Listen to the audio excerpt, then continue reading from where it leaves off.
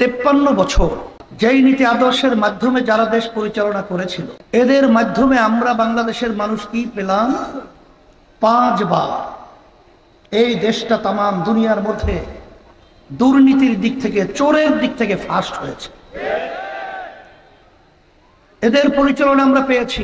হাজার হাজার লক্ষ লক্ষ মায়ের কোল, যেই সন্তানগুলো আমাদের বাংলাদেশ ভবিষ্যৎ প্রজন্ম, মেধাবী মেধাবী ছেলেগুলো, যাদের পরিচালনায় মা সন্তানকে হারালো। এদের পরিচালনায় আমরা পেয়েছি রাস্তায় নামলে গুম, ঘরে থাকলে খুন। আমরা এদের পরিচালনায় পেয়েছি আয়না ঘরের মতো আইয়ামে জাহিলিয়াতের সেই অসভ্য যুগের ইতিহাসও হার মানিয়েছে।